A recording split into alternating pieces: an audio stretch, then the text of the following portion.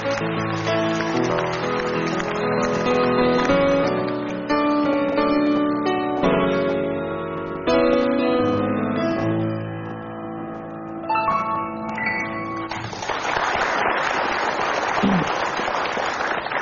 Pak Tolhas, Anda tunanetra, Anda berasal dari daerah Bangka, yang akses untuk pendidikan yang lebih baik itu terbatas ya. Kok Anda bisa sampai ke Amerika di Ohio University dan mengambil master? Bagaimana ceritanya? Semakin ekspektasi saya untuk sekolah yang lebih tinggi itu semakin kuat gitu. Dan itulah sebabnya mendorong saya kemudian dari SMA, kemudian lanjut ke perguruan tinggi, habis itu bekerja, kemudian ada peluang. Saya sendiri yang berkeinginan pada saat itu untuk sudah lama kayaknya kerja, kalau bisa ya sekolah lagi aja gitu. Terus apa yang Anda lakukan? Satu saat saya bertemu dengan satu lembaga, Ford Foundation, yang waktu itu buka stand di salah satu pameran pendidikan dan mereka menawari saya beasiswa. Dan saat itu pun saya nggak percaya. Walaupun kondisi Anda seperti ini, mereka tetap menawar. Saya yang sebenarnya berinisiatif bertanya, apakah ada peluang scholarship itu bisa diberikan bagi mereka yang berkebutuhan khusus. Terus? Dan mereka katakan silakan berkompetisi. Dan itu yang saya coba kemudian. Jadi Anda ini berkompetisi ya? Artinya betul-betul ikut tes? Iya. Terus tesnya apa waktu itu?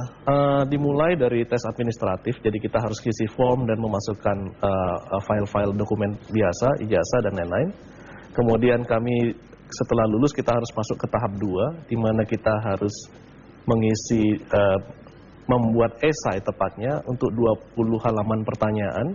Dalam dua bahasa, bahasa Indonesia dan bahasa Inggris. Anda lakukan juga itu? Iya, saya lakukan. Terus? Kemudian begitu kita lulus, kita harus tes TOEFL.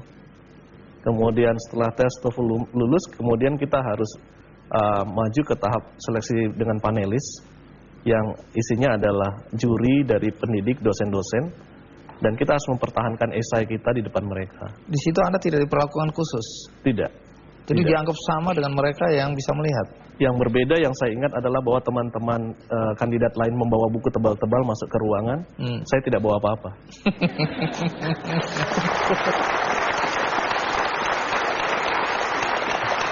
Jadi Anda ini master ambil apa di Ohio University? Saya ambil Rehabilitation and Clinical Mental Health Counseling.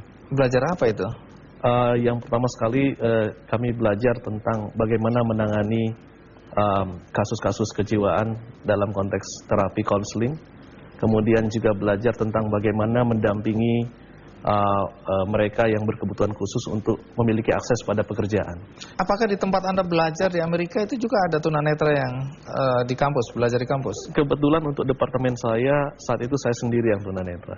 Jadi, bagaimana dosen-dosen atau pengajar melihat Anda yang tunanetra waktu itu?